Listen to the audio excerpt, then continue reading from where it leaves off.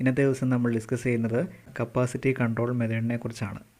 Capacity control method എന്താണെന്ന് പറയാം. ഒരു ഇൻഡസ്ട്രിയൽ റെഫ്രിജറേഷൻ അല്ലെങ്കിൽ എയർ കണ്ടീഷൻ സിസ്റ്റം, അപ്പോൾ അതിൽ ഒരു റെസിപ്രോക്കേറ്റിംഗ് കംപ്രസറാണ് ഉപയോഗിക്കുക എങ്കിലാണ് നമ്മൾ ഈ രീതിയിലുള്ള കപ്പാസിറ്റി കൺട്രോൾ ഇവിടെ ഉപയോഗിക്കുന്നത്. അപ്പം ഒരു റെഫ്രിജറേഷൻ സിസ്റ്റത്തിലെ ഏറ്റവും പ്രധാനപ്പെട്ട ഒരു കമ്പോണൻ്റാണ് ഒരു കംപ്രസർ എന്ന് പറയുന്നത്. കംപ്രസർ ഉള്ളതുകൊണ്ടാണ് ഒരു റെഫ്രിജറേഷൻ സിസ്റ്റത്തിൽ അതിലെ റെഫ്രിജറൻ്റ് ഫ്ലൂയിഡ് സർക്കുലേറ്റ് ചെയ്യുന്നത്. അതുകൊണ്ടാണ് നമ്മൾ കംപ്രസർ ഓൺ ആക്കുന്ന സമയത്ത് നമുക്ക് കൂളിംഗ് എഫക്റ്റ് കിട്ടുന്നത്. എല്ലാ റെഫ്രിജറേഷൻ സിസ്റ്റത്തിലും നമുക്ക് ആവശ്യമായിട്ടുള്ള ടെമ്പറേച്ചർ സെലക്ട് ചെയ്യാനുള്ള ഒരു ഓപ്ഷൻ ഉണ്ടാവും. അപ്പോൾ അതിനെയാണ് നമ്മൾ തെർമോസ്റ്റാറ്റ് എന്ന് പറയുന്നത്. തെർമോസ്റ്റാറ്റ് എന്നത് ഒരു സിസ്റ്റത്തിൽ ഒരു കോൺസ്റ്റൻറ്റ് ടെമ്പറേച്ചർ മെയിൻറ്റെയിൻ ചെയ്യാനുള്ള ഒരു ഡിവൈസാണ് തെർമോസ്റ്റാറ്റ് എന്ന് പറയുന്നത്. ഇപ്പോൾ തെർമോസ്റ്റാറ്റ് ശരിക്കും ഒരു സെൻസറാണ്. ഇതിനൊരു സെൻസിങ് ബൾബ് ഉണ്ടാവും.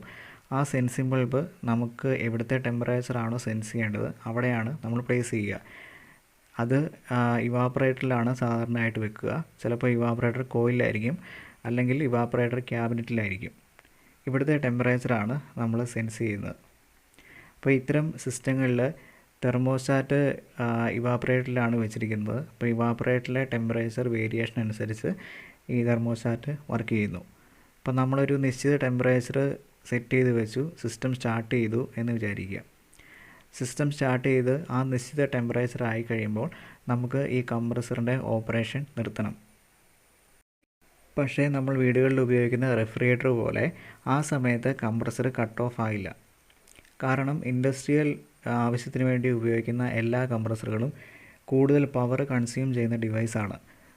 ഒരു മോട്ടർ ഏറ്റവും കൂടുതൽ പവർ കൺസ്യൂം ചെയ്യുന്നത് അത് ഓഫ് ചെയ്തിട്ട് വീണ്ടും ഓൺ ആക്കുമ്പോഴായിരിക്കും. അതുകൊണ്ട് ഇൻഡസ്ട്രിയൽ ആവശ്യങ്ങൾക്ക് വേണ്ടി നമ്മൾ മോട്ടോർ ഓഫ് ചെയ്യാതെയാണ് കംപ്രസറിൻ്റെ പ്രോസസ്സ് നിർത്തുന്നത്. ഇതിനെയാണ് നമ്മൾ കപ്പാസിറ്റി കൺട്രോൾ എന്ന് പറയുന്നത്. അപ്പോൾ അതിൽ ആദ്യത്തെ മെത്തേഡാണ് suction valve lifting arrangement in compressor എന്ന് പറയുന്നത്. ഇവിടെ ഒരു പിക്ചർ തന്നിട്ടുണ്ട്. ആ പിക്ചറിൽ നിങ്ങൾ നോക്കുക. അപ്പം നമ്മൾ നേരത്തെ കണ്ട ചെറിയ 5 ടണ്ണിൻ്റെ കംപ്രസറുമായി ഇതിന് വ്യത്യാസമുണ്ട്. ഇവിടെ ഈ വരച്ചിരിക്കുന്നത് കംപ്രസറിനുള്ളിലെ പാർട്ടാണ്. അതായത് ഇതിൽ സക്ഷൻ വാൽവ് ലിഫ്റ്റിംഗ് അറേഞ്ച്മെൻ്റ് ഉള്ള കംപ്രസറിൻ്റെ ഡിസൈൻ ഒരു വേറെ തരത്തിലായിരിക്കും. അവ സാധാരണ നമ്മൾ കാണുന്ന എയർ കൂൾഡ് കണ്ടൻസറുമായിട്ട് വ്യത്യാസം ഉണ്ടാവും. കാരണം ഇത്തരം കംപ്രസറുകളെല്ലാം വാട്ടർ കൂൾഡാണ്. ഈ ഫിഗറിൽ നിങ്ങൾക്ക് കാണാൻ പറ്റുന്നത് സിലിണ്ടർ സ്ലീവ് എന്ന് കാണിച്ചിരിക്കുന്നു. സിലിണ്ടർ സ്ലീവ് എന്ന് പറയുന്നത് സിലിണ്ടറിൻ്റെ പുറത്തോടെയുള്ള ഒരു കേസാണ്. മുകളിലായി സ്നാപ്പ് റിങ് എന്ന് കൊടുത്തിട്ടുണ്ട്. സ്നാപ്പ് റിങ് എന്ന് പറയുന്നത് സിലിണ്ടർ സ്ലീവ് ഉറപ്പിച്ച് നിർത്തുന്നതിനുള്ള ഒരു വാഷറാണ്. അതിന് മുകളിലായിട്ട് അൺലോഡർ സ്ലീവ് എന്ന് എഴുതിയിരിക്കുന്നു. അൺലോഡർ സ്ലീവിന് മുകളിലായിട്ടാണ് നമ്മൾ സക്ഷൻ വാൽവ് പ്ലേറ്റ് ഘടിപ്പിച്ചിരിക്കുന്നത്. അതിന് മുകളിലായിട്ട് ലിഫ്റ്റർ പിന്ന് എന്ന് എഴുതിയിട്ടുണ്ട്. അപ്പോൾ ലിഫ്റ്റർ പിന്ന് എന്ന് പറയുന്നത് സക്ഷൻ വാൽവ് ഡിസ്ക്.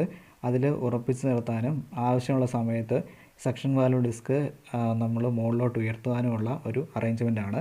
അതിനുള്ളിൽ തന്നെ ഒരു ലിഫ്റ്റർ സ്പ്രിങ് കൊടുത്തിരിക്കുന്നു. ഈ സ്പ്രിങ്ങിൻ്റെ ആക്ഷൻ മൂലമാണ് ഈ സക്ഷൻ വാൽവ് ഡിസ്ക് മുകളിലോട്ട് പോകുന്നത്. അതിനുശേഷം ആ ഫിഗറിൻ്റെ ഇടത് ഭാഗത്തോട്ട് നോക്കുക. അവിടെ അൺലോഡർ പവർ എലമെൻറ്റ് എന്ന് പറഞ്ഞ ഒരു കമ്പോണൻറ്റ് വരച്ചിട്ടുണ്ട്. ഈ അൺലോഡർ പവർ എലമെൻ്റാണ് സക്ഷൻ വാൽവ് ഡിസ്കിനെ മുകളിലോട്ട് ഉയർത്തുന്നത്. അപ്പോൾ അതിൽ നിന്ന് ഒരു ലിഫ്റ്റിംഗ് ഫോർക്ക് എന്ന് പറഞ്ഞ ഒരു ആം നേരെ സൈഡിലോട്ട് വരച്ചിട്ടുണ്ട്, വലത്തോട്ട്. അത് ആ വാൽവ് ഡിസ്കിൻ്റെ മുകളിൽ ടച്ച് ചെയ്തിട്ടാണ് ഇരിക്കുക. അൺലോഡർ പവർ എലമെൻറ്റ് എന്ന് പറയുന്ന ആ കമ്പോണൻറ്റ് ഒരു ഹൈഡ്രോളിക്സ് ടെക്നോളജി ഉപയോഗിച്ച് വർക്ക് ചെയ്യുന്ന ഒരു മെഷീൻ പാർട്ടാണ്. അൺലോഡർ പവർ എലമെൻറ്റിലുള്ള ലിഫ്റ്റിംഗ് ഫോർക്ക് എന്ന് പറയുന്നത് എപ്പോഴും മുകളിലോട്ട് പോകാനുള്ള പുഷ് ചെയ്യാനുള്ള ഒരു ടെൻഡൻസി ഉണ്ടാവും. അപ്പോൾ അൺലോഡർ പവർ എലമെൻറ്റിലേക്കുള്ള ഒരു ഫ്ലൂയിഡ് കണക്ഷൻ ഉണ്ടാവും. ഈ ഫ്ലൂയിഡ് കണക്ഷനിൽ കൂടെ കംപ്രസ് ചെയ്ത ഓയിൽ നമ്മൾ അതിനെ ഒപ്പോസ് ചെയ്തുകൊണ്ടിരിക്കും. അതായത് നമ്മൾ എപ്പോഴാണ് ഈ ഓയിൽ സപ്ലൈ കട്ടാകുന്നത് അപ്പോൾ ഈ ലിഫ്റ്റിംഗ് ഫോർക്ക് മുകളിലോട്ട് പൊങ്ങും. അങ്ങനെയാണ് ഇത് ഡിസൈൻ ചെയ്തിരിക്കുന്നത്. ഇൻഡസ്ട്രിയൽ കംപ്രസറുകളിൽ ഉപയോഗിക്കുന്ന ലൂബ്രിക്കേഷൻ ടൈപ്പ് ഫോഴ്സ്ഡ് ഫീഡ് ലൂബ്രിക്കേഷനാണ്. അതായത് നമ്മൾ സാധാരണ റെഫ്രിജറേറ്ററിലെ കംപ്രസറുകളിലെല്ലാം സാധാരണയായിട്ട് സ്പ്ലാഷ് എന്ന ലൂബ്രിക്കേഷൻ രീതിയാണ് നമ്മൾ അഡോപ്റ്റ് ചെയ്യുന്നത്. അപ്പോൾ അതിൽ കണക്റ്റിംഗ് റോഡ് എന്ന് പറയുന്നത് ഓയിലിൽ ഡിപ്പ് ചെയ്തിരിക്കും.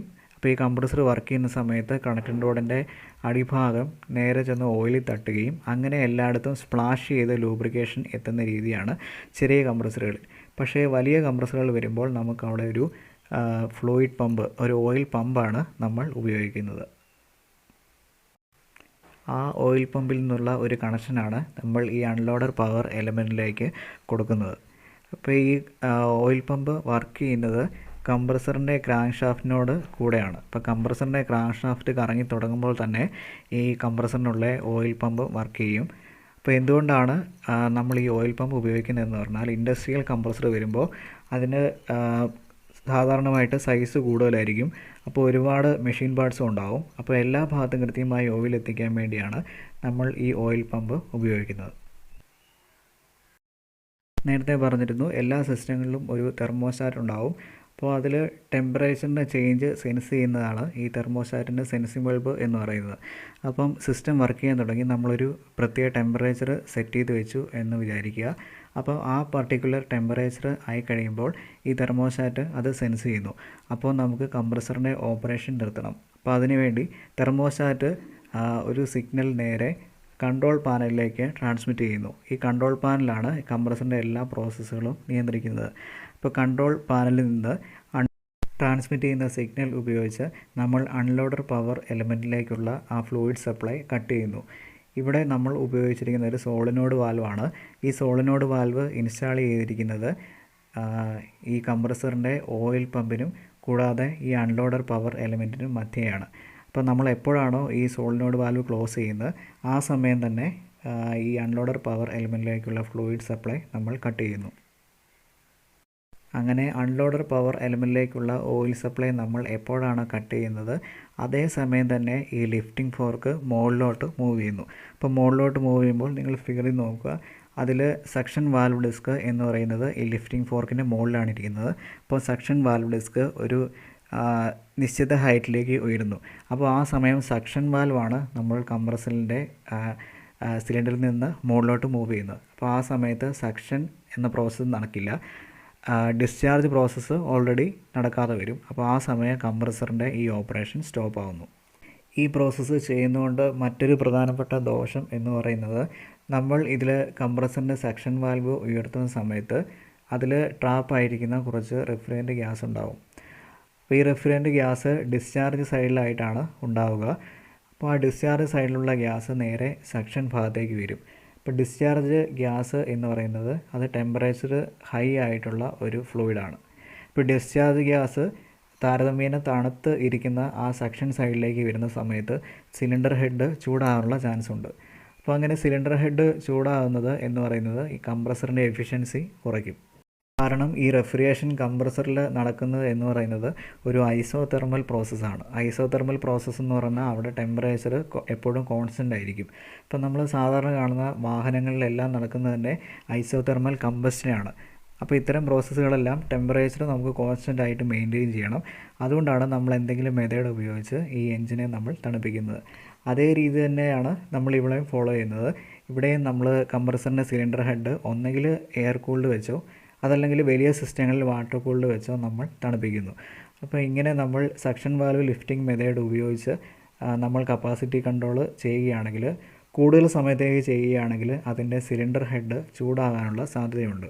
അപ്പോൾ അങ്ങനെ സിലിണ്ടർ ഹെഡ് ചൂടാകുകയാണെങ്കിൽ ആ കംപ്രസറിൻ്റെ എഫിഷ്യൻസി കുറയുകയാണ് ചെയ്യുന്നത്.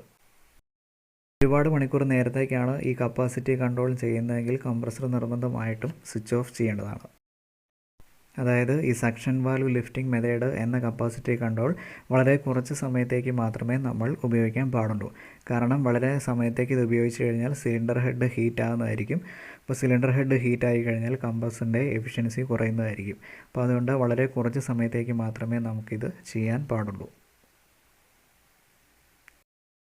കൂടാതെ സക്ഷൻ വാൽവ് ലിഫ്റ്റിംഗ് മെത്തേഡ് എന്ന ഈ മെത്തേഡിന് മറ്റൊരു പ്രത്യേകത എന്ന് പറയുന്നത്, ഇത് ഓപ്പൺ ടൈപ്പ് റെസിപ്രോക്കേറ്റിംഗ് ഇൻഡസ്ട്രിയൽ കംപ്രസറുകളിൽ മാത്രമേ നമുക്ക് ഉപയോഗിക്കാൻ പാടുള്ളൂ. ഹോട്ട് ഗ്യാസ് ബൈപ്പാസ് മെത്തേഡ് എന്ന കപ്പാസിറ്റി കൺട്രോൾ മെത്തേഡിനെ പറ്റിയാണ് നമ്മൾ ഡിസ്കസ് ചെയ്യാൻ പോകുന്നത്. ഒരു ഓപ്പൺ ടൈപ്പ് റെസിപ്രോക്കേറ്റിംഗ് കംപ്രസറിൻ്റെ ഡയഗ്രമാണ് ഈ ചിത്രത്തിൽ കൊടുത്തിരിക്കുന്നത്. അപ്പോൾ ആ കംപ്രസർ ഒരു റെസിപ്രോക്കേറ്റിംഗ് കംപ്രസറാണ്. അപ്പോൾ അതിൽ ഏറ്റവും റൈറ്റ് സൈഡിൽ സക്ഷൻ ലൈൻ എന്ന് കാണിച്ചിട്ടുണ്ട്. അപ്പോൾ സക്ഷൻ ലൈൻ ഇവാപറേറ്ററിൽ നിന്ന് വരുന്ന ലൈനാണ്. അത് കംപ്രസറിൻ്റെ സക്ഷനുമായിട്ടാണ് കണക്ട് ചെയ്തിരിക്കുന്നത്. കംപ്രസർ ഇവാപറേറ്ററിൽ നിന്നുള്ള low pressure low temperature refrigerant ഗ്യാസിനെ സക്ഷൻ ലൈനിൽ കൂടിയാണ് വലിച്ചെടുക്കുന്നത്. അപ്പോൾ കംപ്രസർ ചെയ്യുന്ന പ്രോസസ്സ് സക്ഷൻ ലൈനിലൂടെ വലിച്ചെടുക്കുന്ന low temperature low pressure refrigerant ഗ്യാസിനെ കംപ്രസ് ചെയ്തതിന് ശേഷം അത് ഹൈ പ്രഷർ ഹൈ ടെമ്പറേച്ചർ ആക്കി മാറ്റി അതിനുശേഷം കണ്ടൻസറിലേക്ക് ഡെലിവറി ചെയ്യുകയാണ് ചെയ്യുന്നത്. ഇൻഡസ്ട്രിയൽ ടൈപ്പ് കംപ്രസറുകളെല്ലാം തന്നെ മൾട്ടി സിലിണ്ടർ ടൈപ്പ് ആയിരിക്കും. അതായത് അത്തരം കംപ്രസറുകൾക്ക് കപ്പാസിറ്റി കൂടുതലായതുകൊണ്ട് അതിൽ ഒന്നിൽ കൂടുതൽ പിസ്റ്റണും ഒന്നിൽ കൂടുതൽ സിലിണ്ടറും ഉണ്ടാകും. നമ്മളൊരു റെഫ്രിജറേറ്ററിൻ്റെ കംപ്രസറിനെ കമ്പയർ ചെയ്ത് പറയുകയാണെങ്കിൽ റെഫ്രിജറേറ്റർ കംപ്രസറിന് അതിൻ്റെ കപ്പാസിറ്റി വളരെ കുറവായതുകൊണ്ട് അതിൽ സിംഗിൾ സിലിണ്ടർ ആയിരിക്കും. അതായത് ഒറ്റ പിസ്റ്റണും ഒറ്റ സിലിണ്ടറും മാത്രമേ കാണുകയുള്ളൂ. പക്ഷേ ഇൻഡസ്ട്രിയൽ ടൈപ്പ് വരുമ്പോൾ അവിടെ കപ്പാസിറ്റി കൂടുതലുള്ള റിക്വയർമെൻറ്റ് വരുന്നതുകൊണ്ട് നമുക്ക് മൾട്ടി സിലിണ്ടർ കംപ്രസറുകളാണ് യൂസ് ചെയ്യുന്നത്. ഈ ചിത്രത്തിൽ കാണിച്ചിരിക്കുന്നത് കംപ്രസറിൻ്റെ ഇടത് ഭാഗത്തേക്ക് നോക്കുക. അപ്പോൾ അവിടെ 2 ഡിസ്ചാർജ് ഉണ്ട്. അപ്പോൾ ഇത് നേരത്തെ മൾട്ടി സിലിണ്ടർ കംപ്രസറാണെന്ന് പറഞ്ഞിരുന്നു. അപ്പോൾ ഓരോ സിലിണ്ടറിൽ നിന്നുള്ള ഡിസ്ചാർജ് ലൈനാണ് ഓരോ ലൈനായിട്ട് കാണിച്ചിരിക്കുന്നത്. അത് കംപ്രസറിൻ്റെ ഇടത് ഭാഗത്ത് നിന്നാണ് 2 ഡിസ്ചാർജ് ലൈൻ കാണിച്ചിരിക്കുന്നത്. അതിനുശേഷം അത് ജോയിൻ ചെയ്ത് ഒറ്റ ഡിസ്ചാർജ് ലൈനായിട്ടാണ് കണ്ടൻസറിലേക്ക് കണക്ട് ചെയ്യുന്നത്. കപ്പാസിറ്റി കൺട്രോൾ എന്നതുകൊണ്ട് ഉദ്ദേശിക്കുന്നത് ഒരു വർക്ക് ചെയ്യുന്ന ഒരു റെഫ്രിജറേഷൻ അല്ലെങ്കിൽ എയർ കണ്ടീഷൻ സിസ്റ്റത്തിൽ നമ്മൾ സെറ്റ് ചെയ്ത് വെച്ച ടെമ്പറേച്ചർ ആയി കഴിയുമ്പോൾ ആ സമയത്ത് കംപ്രസറിൻ്റെ ഓപ്പറേഷൻ നിർത്തുവാൻ വേണ്ടിയിട്ടാണ് നമ്മൾ കപ്പാസിറ്റി കൺട്രോൾ ഉപയോഗിക്കുന്നത്. Hot gas bypass method capacity കൺട്രോളിൽ നമ്മൾ അത് അപ്ലൈ ചെയ്യുന്നത് ഡിസ്ചാർജ് ലൈനിൽ നിന്ന് ഒരു ബൈപ്പാസ് ലൈൻ മുഖേന നമ്മൾ സക്ഷൻ ലൈനിലേക്ക് കണക്ട് ചെയ്യുന്നു.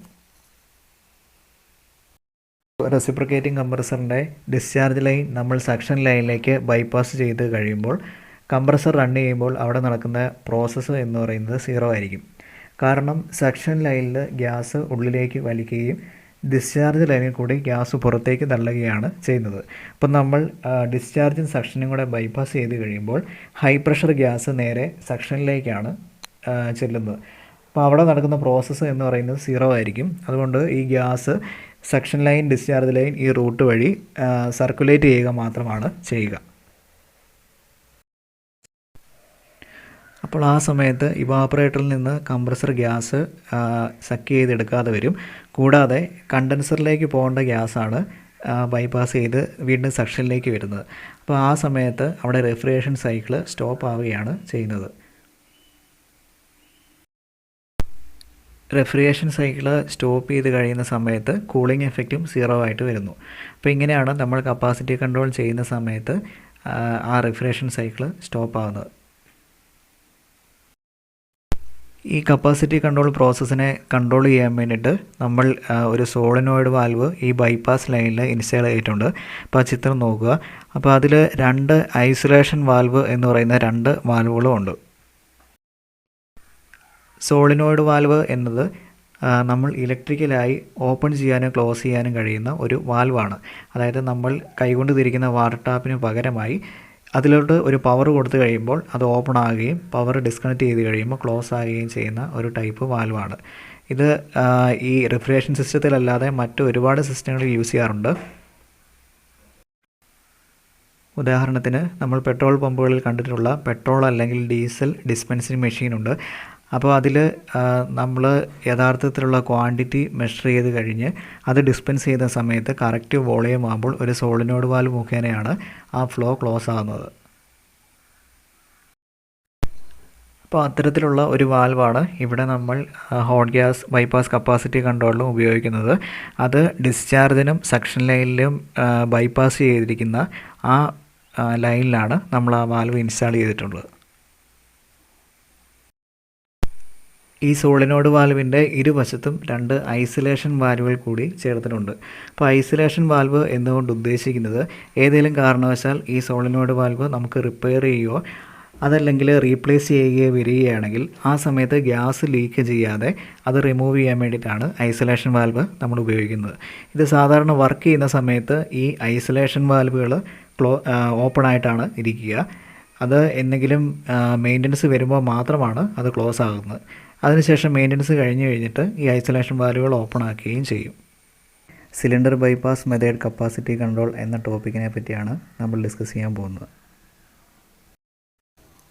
ഹോട്ട് ഗ്യാസ് ബൈപ്പാസ് കപ്പാസിറ്റി കൺട്രോളിൻ്റെ മറ്റൊരു തരത്തിലുള്ള ആപ്ലിക്കേഷനാണ് സിലിണ്ടർ ബൈപ്പാസ് കപ്പാസിറ്റി കൺട്രോൾ എന്ന് പറയുന്നത്.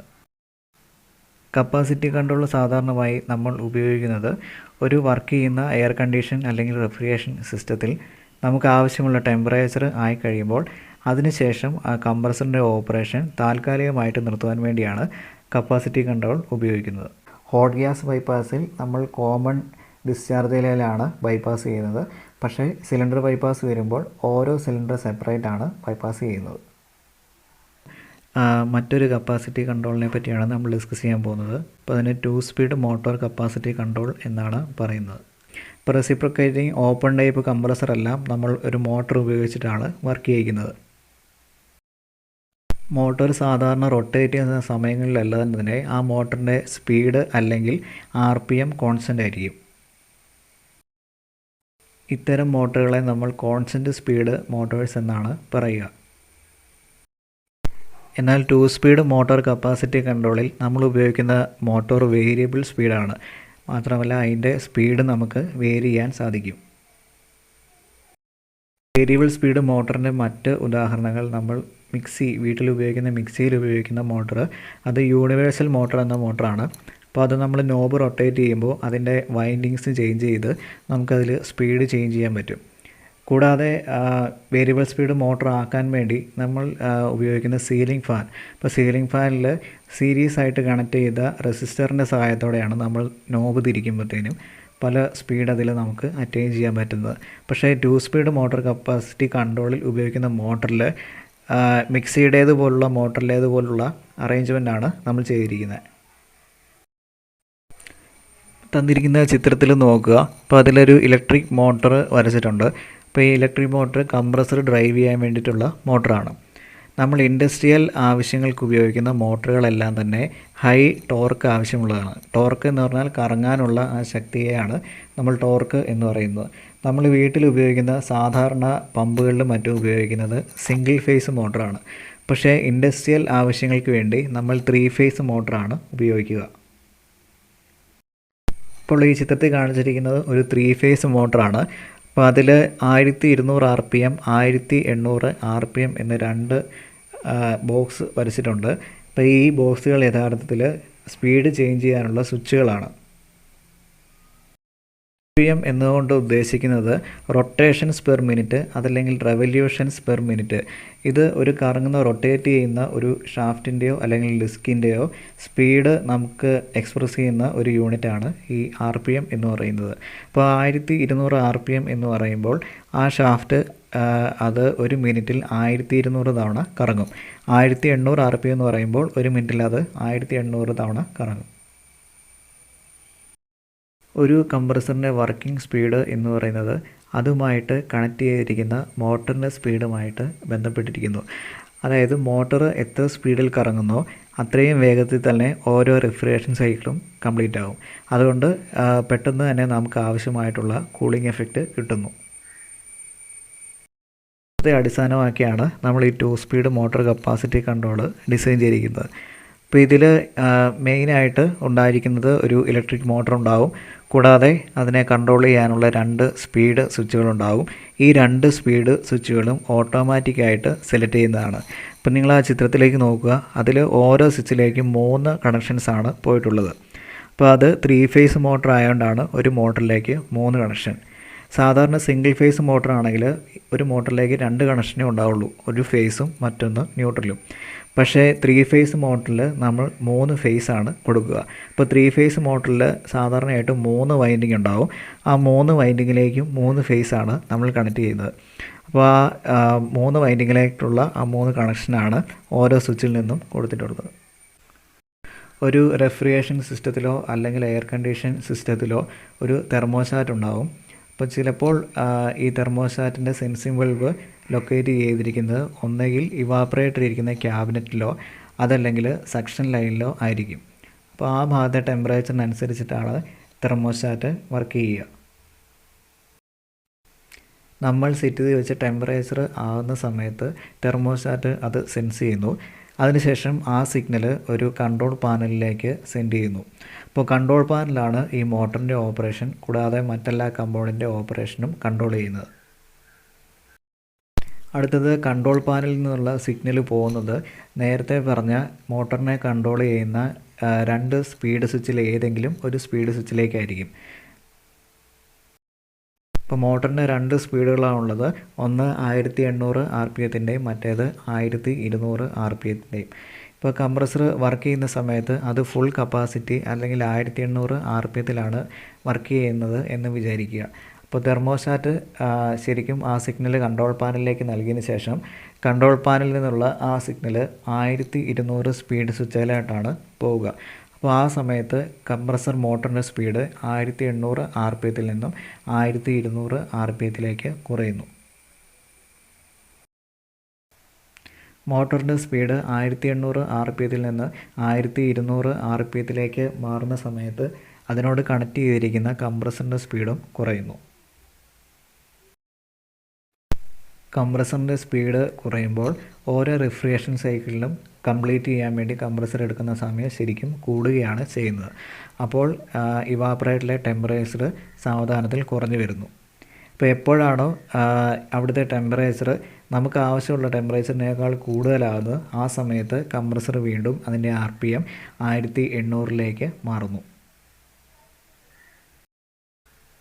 വേരിയബിൾ സ്പീഡ് മോട്ടോർ ഉപയോഗിച്ചുകൊണ്ട് കംപ്രസറിൻ്റെ സ്പീഡ് ചേഞ്ച് ചെയ്ത് അതുവഴി കപ്പാസിറ്റി റെഡ്യൂസ് ചെയ്യുന്ന മെത്തേഡിനെയാണ് നമ്മൾ 2 സ്പീഡ് മോട്ടോർ കപ്പാസിറ്റി കൺട്രോൾ എന്ന് പറയുന്നത്. ഇത് സാധാരണയായിട്ട് ഇൻഡസ്ട്രിയൽ ആവശ്യങ്ങൾക്ക് വേണ്ടിയിട്ടാണ് ഉപയോഗിക്കുന്നത്.